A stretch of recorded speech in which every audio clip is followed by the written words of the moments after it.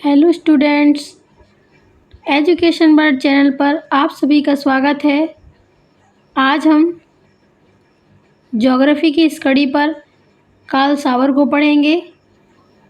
Karl ओ सावर ने का जन्म 1889 में और इनकी मृत्यु 1975 में हुई थी। सांस्कृतिक भूगोल का जनक कार्ल सावर को कहा जाता है क्योंकि इन्होंने संस्कृति के क्षेत्र पर महत्वपूर्ण योगदान दिया है। इसलिए इनको कार्ल सावर को सांस्कृतिक भूगोल का जनक कहा जाता है।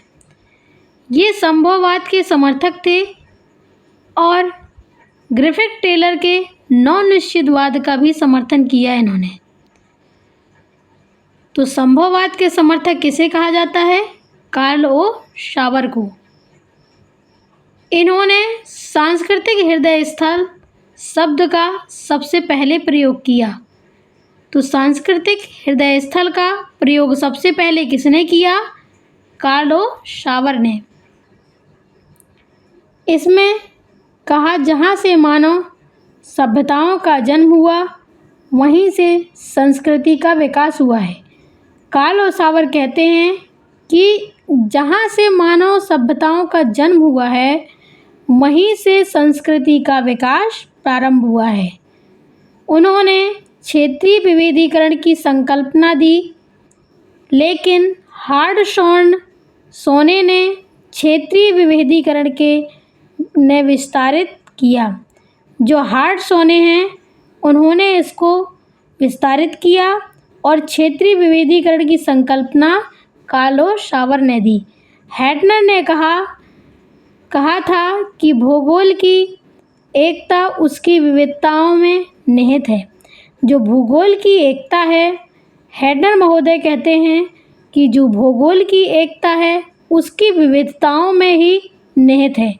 जो विभिन्न प्रकार की विविधताएं हैं उस पर ही निहित है। कार्ल सावर ने जर्मन भाषा के शब्द लैंडस्केप को लैंडस्केप कहा। तो अक्सर परीक्षा में पूछ लेते हैं कि लैंडस्केप को लैंडस्केप किसने कहा? तो कार्ल ओ सावर ने। लैंडस्केप इसका तात्पर्य होता है कि भूदृश्य। क्या होता है? भूदृश्य। सावर ने कहा भूदृश्य में परिवर्तन करने की शक्ति मानव में ही है। जो ये पृथ्वी है, ये भूमि है, इसमें जो परिवर्तन किया जा सकता है वह एक ही है, वह एक ही प्राणी है, वह मनुष्य है। मनुष्य ही पृथ्वी में परिवर्तन कर सकता है। मनुष्य ही भूदृश्य में परिवर्तन ला सकता है। तो इनकी एक पुस्तक है लैंड एंड लाइफ, मतलब भूमि और जीवन। लैंड और लाइफ में भी इन्होंने भूदृश्य में परिवर्तन लाने की बात कही है। अगली पुस्तक है इनकी द मॉर्फोलॉजी ऑफ लैंडस्केप। तो दूसरी पुस्तक कौन सी है? The morphology of landscape. और तीसरी पुस्तक है कल्चरल जियोग्राफी, जो वेरी मोस्ट इम्पॉर्टेंट है। अक्सर कल्चरल जियोग्राफी पुस्तक को परीक्षाओं में पूछा जाता है। अगली इसकी चौथी पुस्तक है ह्यूमन यूज ऑफ ऑर्गेनाइक वर्ड। तो ये भी इनकी एक महत्वपूर्ण पुस्तक है। तो हमने देखा कि इनका जन्म 1889 से 1975 तक ये रहे और सांस्कृतिक भूगोल का जनक कहा गया। किसे? कार्ल ओ सावर को। संभववाद के समर्थक माने गए। ग्रिफिथ टेलर के नवनिश्चयवाद के समर्थक थे। सांस्कृतिक हृदय स्थल शब्द को इन्होंने सबसे पहले प्रयोग किया, जिसमें कहा कि मानव सभ्यताओं का जन्म हुआ वहीं से संस्कृति का विकास हुआ। तो सांस्कृतिक हृदय स्थल में जो इन्होंने कहा है कि मानव जो सभ्यताओं का जन्म हो रहा है वहीं से संस्कृति का विकास हो रहा है। इसके पश्चात क्षेत्रीय विविधीकरण की संकल्पना प्रस्तुत की। जैसे हैटनर ने कहा भूगोल की एकता उसकी विविधता में निहित है, और कार्ल सावर ने जर्मन भाषा में के शब्द लैंडस्केप को लैंडस्केप कहा, जिसमें का तात्पर्य होता है भूदृश्य। कार्ल सावर कहते हैं कि भूदृश्य में परिवर्तन की शक्ति मानव ही ला सकता है। जो पृथ्वी है उस पर परिवर्तन मानव ही ला सकता है, जिसमें इनकी पुस्तक थी लैंड एंड लाइफ, भूमि और जीवन। दूसरी थी द मॉर्फोलॉजी एंड लैंडस्केप। तीसरी है कल्चरल जियोग्राफी। चौथी है human use of organize word.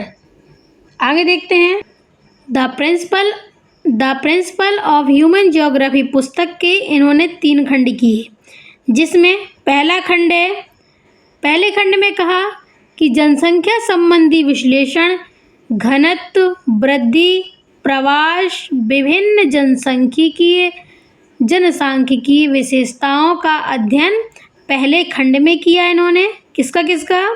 जनसंख्या संबंधी विश्लेषण, घनत्व, वृद्धि और प्रवास, विभिन्न जनसांख्यिकीय विशेषताओं का अध्ययन पहले खंड में इन्होंने किया। दूसरे खंड में इन्होंने मानव और पर्यावरण, इस खंड में मानव और पर्यावरण के बीच के संबंधों का अध्ययन किया गया, जिसमें प्राकृतिक वातावरण का मानव जीवन पर प्रभाव और मानव गतिविधियों द्वारा पर्यावरण पर पड़ने वाले प्रभाव शामिल किए गए।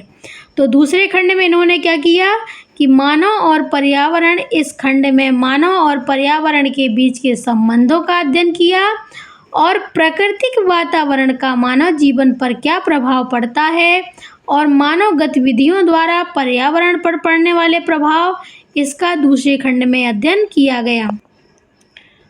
तीसरे में आर्थिक क्रियाओं के बारे में लिखा गया। इस खंड में मानव की विभिन्न आर्थिक गतिविधियों जैसे कृषि, उद्योग, व्यापार और परिवहन का अध्ययन किया जाता है। आर्थिक क्रियाएं जो मनुष्य क्रियाएं करता है, जैसे कृषि करता है, जो ग्रामीण क्षेत्र में लोग रहते हैं वो कृषि करते हैं और कृषि की जब पैदावार हो जाती है वह शहरों में पहुंच जाता है, उद्योग का कार्य होने लगता है, व्यापार के कार्य में परिवर्तन हो जाता है।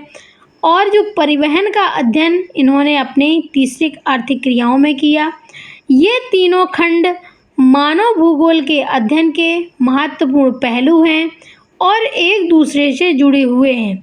जैसे कि एक बार और हम रिवाइज करते हैं, इनकी पुस्तक प्रिंसिपल ऑफ ह्यूमन जियोग्राफी के 3 खंड किए इन्होंने, जिसमें पहले खंड में जनसंख्या संबंधी विश्लेषण की बात की गई, उसके प्रवास की बात कही, प्रवास मतलब रहने का स्थान, विभिन्न जनसांख्यिकीय विशेषताओं का अध्ययन किया गया।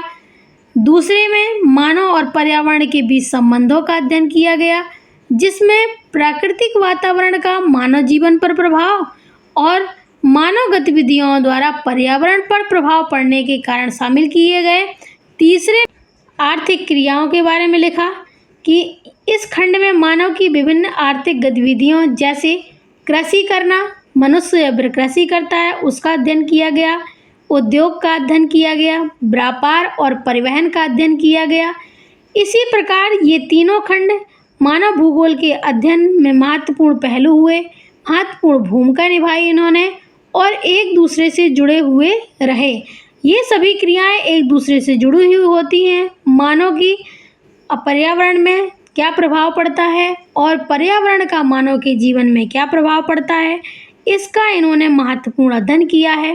तो ये आज हमारा लेक्चर था स्टूडेंट्स। आपको सभी को अच्छा लगा हो तो दिल से लाइक कीजिएगा, सब्सक्राइब कीजिएगा, कमेंट करके फिर बताइएगा आपको हमारा लेक्चर कैसा लगा।